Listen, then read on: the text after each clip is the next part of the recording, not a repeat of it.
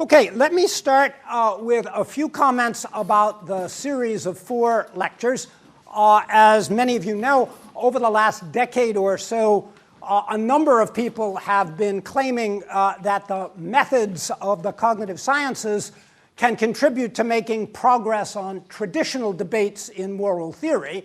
And what I want to do in these lectures is to support this claim, or at least try, by offering 4 case studies illustrating the way in which traditional debates can be transformed or remolded or advanced by theories and findings in the cognitive sciences. Well, one of the many ways in which the kind of work I'm going to be talking about differs from traditional work in philosophy is that it's resolutely collaborative. So before I start, I want to acknowledge at least a small number of the friends and colleagues who have contributed in major ways to the research that I'm going to be reporting. So here's the Rogues Gallery. And many of you will know Jesse Prince because he's often in Paris, but you probably won't recognize him. I guess you can't quite tell with this projector. But that's Jesse with his red hair. Here's Jesse with his blue hair, in case that makes him more recognizable. All right, so the first talk is called The Definition of Morality. And I want to start by taking you back 50 years and giving you some philosophical background. So 50 years ago, Alasdair MacIntyre published an article called What Morality Is Not. And in the very first sentence, he said, "The central task to which contemporary moral philosophers have addressed themselves is that of listing the distinctive characteristics of moral utterances." Well, jumping ahead to 1970, MacIntyre's article was reprinted in a volume called, very valuable volume, called The Definition of Morality, which also reprinted a dozen other articles by leading figures like these folks, amongst the leading philosophers of their day. And all of those 13 articles, in one way or another, discuss the question, how is morality best defined? Well, as one might expect in a volume that had this distinguished list of contributors, the arguments were careful and sophisticated.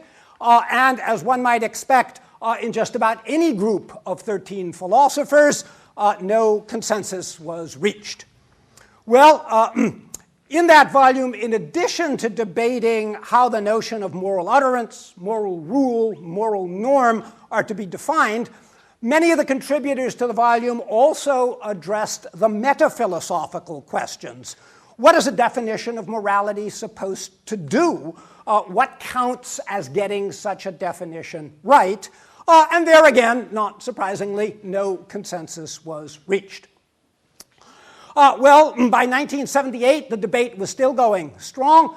In that year, the American philosopher Paul Taylor published a paper in Midwest Studies where his explicit goal was to elaborate and defend an account of what it is for a moral norm to be a norm for a group of people.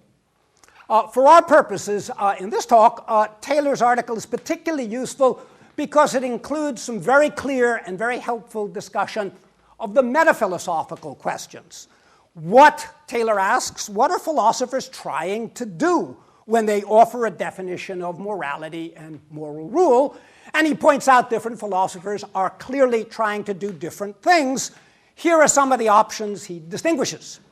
Linguistic analysis, in preparing these slides, by the way, the Anglo-centric nature of this literature was painfully obvious. So one of the projects is to capture how the word moral or the phrase moral rule is used by English speakers or maybe by some particular group of English speakers.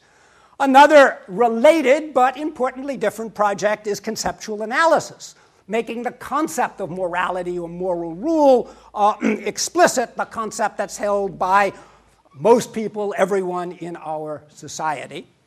Third option that is distinguished by Taylor is specifying the essence of morality. Those who pursue that particular project believe that moral rules and norms constitute a natural kind, all of the members of which share some essential property, or more likely, most of some cluster of essential properties. Okay? And for those working in that tradition, the goal of the project is to discover what the essential properties are. Now, Taylor himself makes it clear he thinks this is a fool's project, since he thinks morality has no essence, but of course he recognizes many others disagree. Well, the debate certainly didn't stop with Taylor's article. As recently as 2005, Bernie Gert published a long and feisty article in the Encyclopedia of Philosophy called The Definition of Morality. And even more recently still, Richard Joyce, in an excellent and important book, The Evolution of Morality, takes up the issue.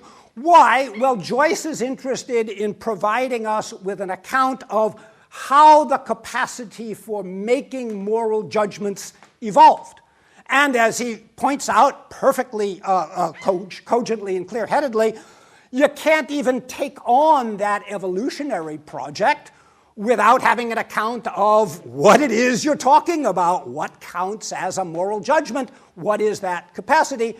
So Joyce devotes a long and complex chapter to just that question, what is it to be a moral judgment or a moral rule?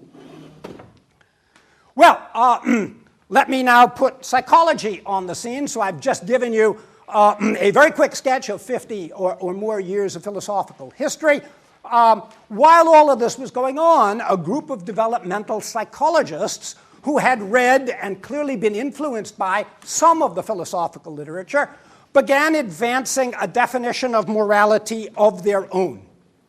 On one reading, and I stress this is only one reading of this literature, but it's certainly the reading that I think has been most influential, and I'll come back to that. But on one reading, what these psychologists were claiming is that Taylor was wrong.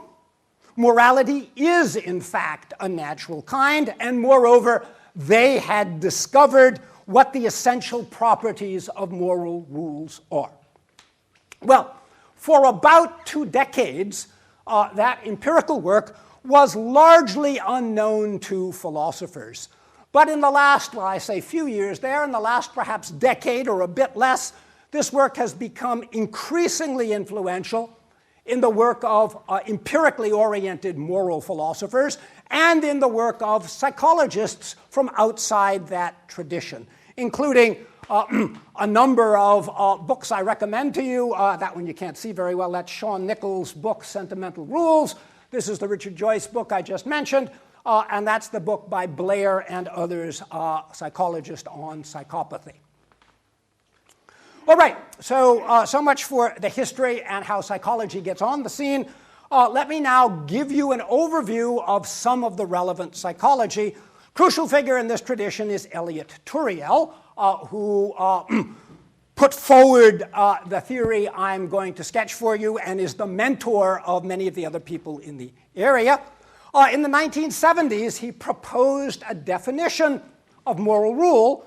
He also proposed a definition of conventional rule, which is another notion that philosophers, particularly around that time, folks like David Lewis in his book Convention, had been lavishing a fair amount of attention on. But interestingly, Turiel didn't defend his definitions using abstract philosophical arguments, nor did he make any claims about how the words moral and conventional are used in English or any other language. Rather, what he did was he used his definitions to design a set of psychological experiments, and those experiments over the years have had some very extraordinary results.